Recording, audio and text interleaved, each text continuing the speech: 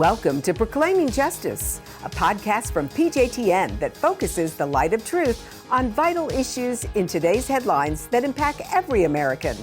I'm your host, Laurie Cardoza-Moore, founder and president of Proclaiming Justice to the Nations, and I'm here to educate, motivate, and activate you to action. I want to arm you with the truth and the facts you'll need to fight and preserve our constitutional republic and uphold the Judeo-Christian values our nation was founded upon. Welcome to Proclaiming Justice, a PJTN podcast where we shine the light of biblical truth on vital issues from today's headlines that impact every American, Jew and Christian, people of faith and people of conscience. I'm your host, Laurie Cardoza-Moore. If you missed the last episode of this podcast, you will find it and our previous podcast lineup on our website at pjtn.org, as well as all the other platforms that you use to access your favorite podcasts. On this week's podcast, I have invited counterculture mom Tina Griffin on Proclaiming Justice. Former Hollywood actress, pop culture expert Tina Griffin left her Wisconsin dairy farm and headed to Hollywood at the age of 20 to earn a BA in film and TV from UCLA. She has traveled globally for the past 21 years, delivering her eye-opening show, Hollywood Exposed, explaining the real agenda behind the entertainment industry and its negative impact on the foundational development of today's youth. I also want to remind you that it's important for you to listen and share this and all of our previous podcasts with your family and friends so that they can become more informed about this and other related issues that threaten our republic and the state of Israel. So please remember to like and share. Tina, welcome to Proclaiming Justice podcast. It's great to have you on the show. Hey, thank you for the invite. I have always looked up to you, even the years before we met in person, stalking you in a good way. You're doing fantastic work. So thank you for this opportunity to talk to your audience. Oh, well, you know what? You inspire me. When I first learned about the work that you were doing, it was encouraging to me because the next generation of mothers were coming up behind me. You know, I'm in my 60s. You're probably still in your 30s. And you've been doing this, you've been doing this incredible work, taking on this whole culture movement that's going on. Tell our audience a little bit about you, about your organization, and why you started. Well, since I was a kid, I was the oldest of three kids, grew up on a dairy farm in Wisconsin. I've always loved to investigate everything. People tell me things, but I'm like, well, why is that the case? Is that your opinion or is that actually fact? And I'm shocked looking back with all the Bible scripture my mom read to me as a kid and the amount of church activities we were involved with, that it took me till the age of 16 to become a believer in the Lord through a whole string of events. I went to a couple of camps in a row, and then all of a sudden God got a hold of my heart when I was 16. So with that said, I started investigating pretty much the second I walked up to proclaim my belief in the Lord. I said, I do not want to be a benchwarmer Christian. So 25, 30 years later, I'm still investigating the New World Order, the elites, Common Core curriculum in schools, demonic possessed celebrities. It just was something I love to investigate. The second I heard about it, I wanted to share it with everybody that, I talked to. Started a Youth Alive group in high school, but of course that wasn't enough for my brain and my big dreams that God gave me. So I moved to Hollywood, did 10 years of film and television broadcasting. And I did a lot of acting on film and TV shows, soap operas, runway modeling, Miss America pageant, all of that, to gain a firsthand insight of what actually takes place behind the scenes. And what I discovered floored me, and I could not remain quiet. And so for 20 some years now, I've been speaking out around the globe about what I saw going on in Hollywood and the influence that it had on our youth, and that our identity should not be based on the junk that's coming from the Hollywood Hills.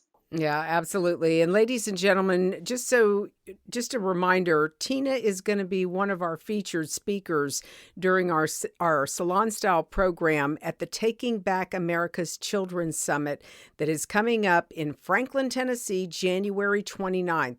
It's a Sunday. We're going to spend the whole day worshiping, fellowshipping, discussing strategies, and of course Tina is going to come that afternoon and talk about the work that she's going to be doing and how you can connect with her and the work she's doing to help spread this message.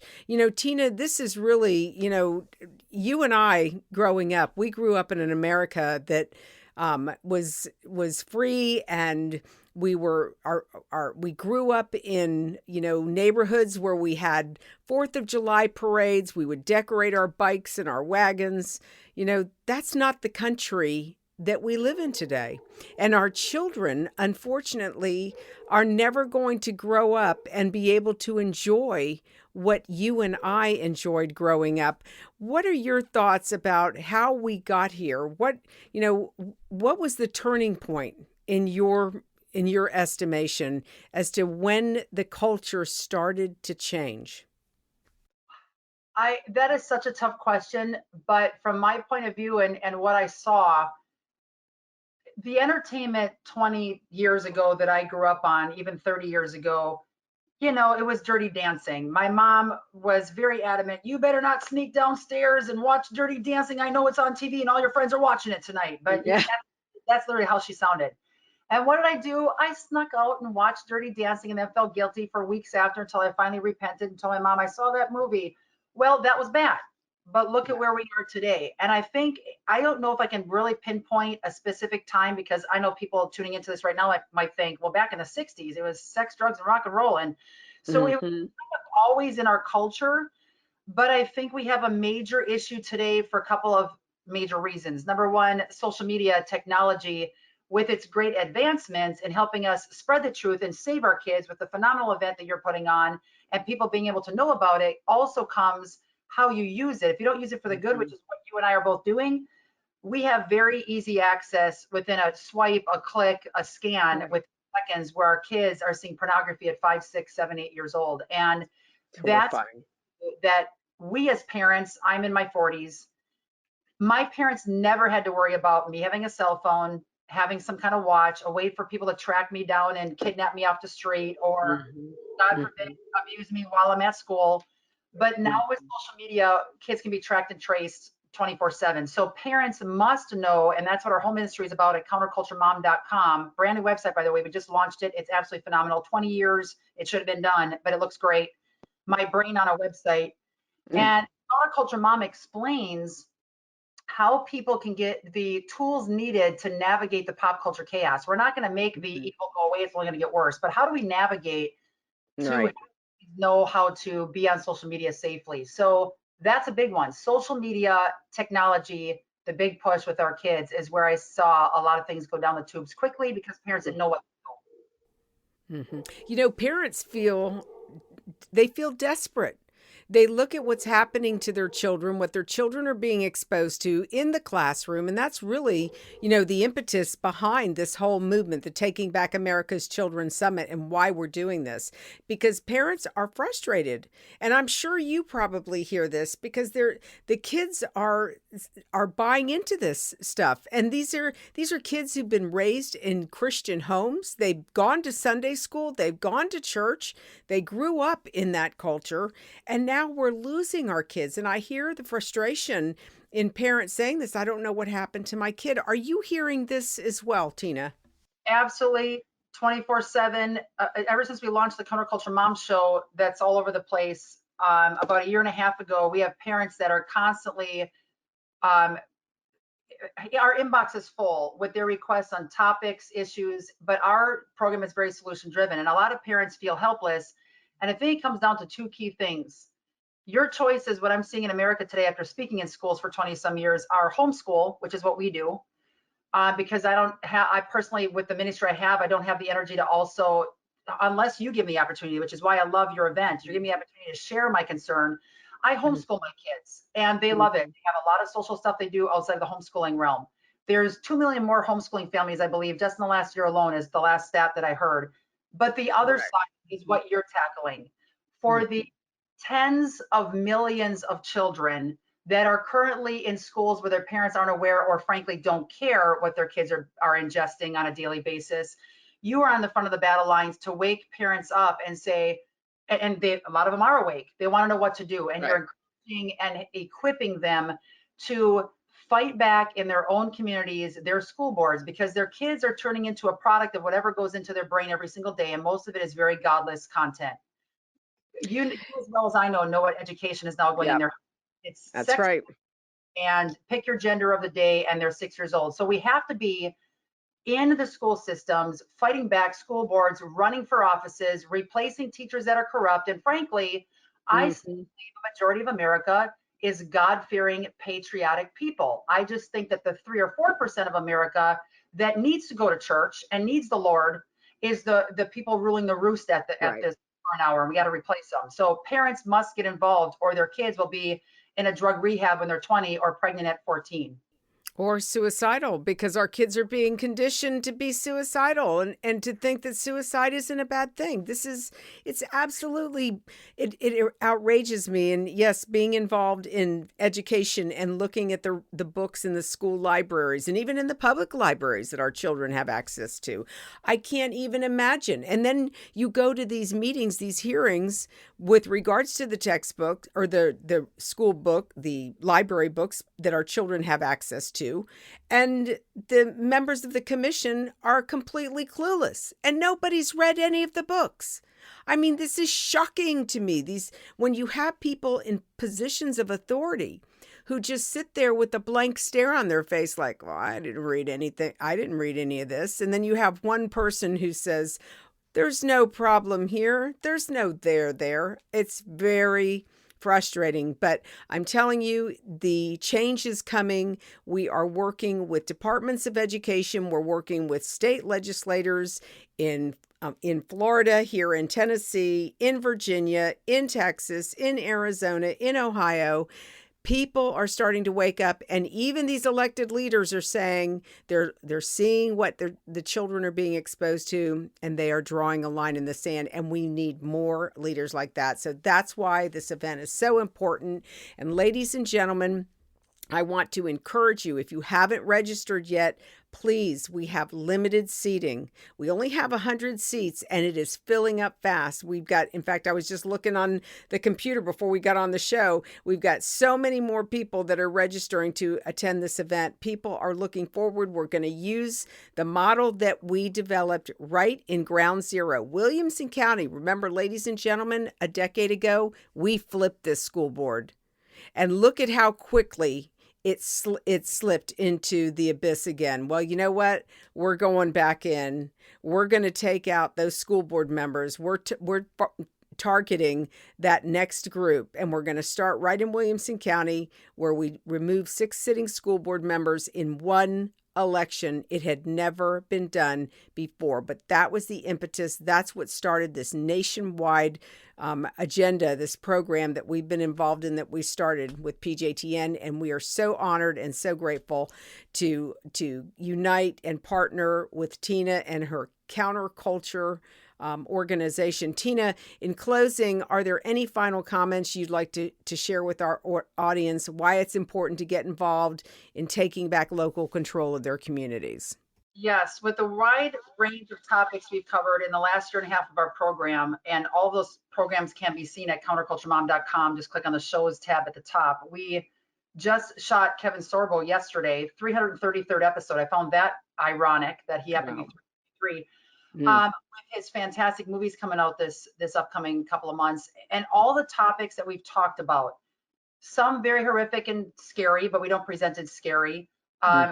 Knowledgeable, because a lot of people are not getting the truth in churches today. Churches are very watered down, all the way to encouraging episodes, how to raise your kids counterculturally in the home, what apps are safe to use, because we don't want to make everybody think it's all doom and gloom. So check out our content on our website, counterculturemom.com, and watch our episodes. That will encourage you. But the number one thing I'm looking at is this.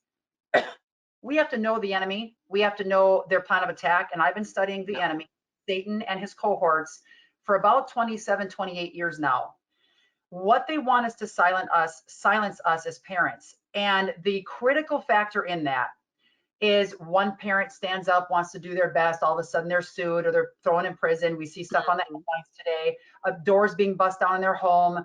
Shauna Bishop, my dear friend out in Colorado, the FBI barricaded and busted down her doors. Yes. Yep. Sorry, Shauna Bishop, in the middle of a raid because she spoke up. One parent here, one parent there. No, that is not the way to fight this enemy. We have to fight as forming an army and multitudes of us working together because they can't fall down. And if they keep picking apart one parent, there's going to be no one left on the battle lines after a couple of months. We have to join forces, put our differences aside, like the enemy does, and take some action. And your event will equip us because we leave as an army. The other thing I want to point out is, Lori, I've spoken at a lot of different events over the course of my 20 years doing this.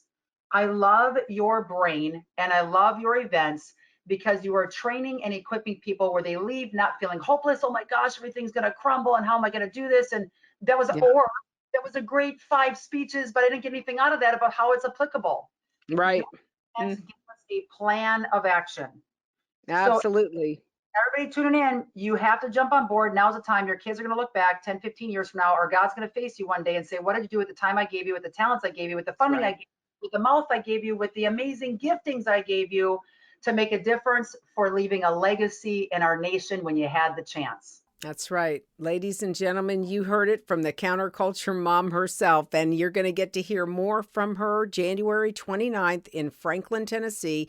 If you are listening to this and you are not in Tennessee, if you're not in Middle Tennessee area, please join us. Fly in. You will be so encouraged to take back the tools because really we're creating the force multiplier. And Tina, you're right.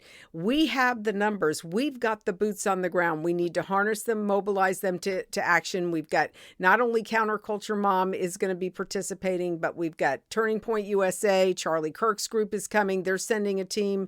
We've got the Leadership Institute is coming in from DC, Stephanie Meyer. We've got Moms for Liberty, Moms for America. It's all going to be right here in Williamson County and America's Sheriff, Sheriff Mack. I'm looking forward to having him. So I hope you enjoyed this program. We will post this podcast on our website and all of our podcast platforms so that you can share with your family and friends.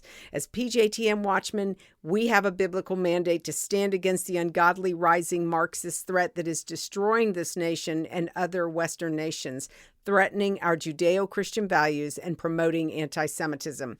We cannot remain silent, ladies and gentlemen. God warned the prophet Ezekiel about the responsibility of the watchman, and if the watchman who sees the enemy advancing doesn't warn the inhabitants of the city, God will hold that watchman accountable if any innocent blood is shed. However, if the watchman warns the inhabitants and the inhabitants refuse to heed the warning, then if their blood is shed, it will be required of them. As a watchman, you can sound the alarm and you can warn others by simply sharing this podcast with your family and friends. Please share and like it. Sound the alarm in your community. And remember, Dietrich Bonhoeffer reminds us, silence in the face of evil is itself evil. God will not hold us guiltless. Not to speak is to speak. Not to act is to act. Don't forget to join us for next week's podcast as we continue this conversation about combating the rise of anti-Semitism and taking back local control of our communities and our children's education. I want to also remind you that if you have not signed up to become a watchman, you can help support this mission through our award-winning documentaries and Focus on Israel programs, as well as more programs just like this one for just $20 a month. So go to our website at pjtn.org to watch our programs and listen to our past podcasts. With your generous monthly donation, you can ensure that PJTN remains on the front lines and in the headlines, but we can't do it without your faithful prayers and financial support. I hope that you will prayerfully consider supporting our mission as we educate to activate Jews, Christians, and all people of conscience to stand on the front lines of this all-encompassing war. God bless you, and thank you for all you do on behalf of our Jewish brethren, the State of Israel, and these United States.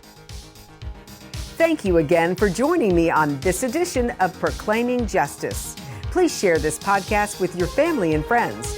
For more information about how you can get involved, please visit our website at pjtn.org.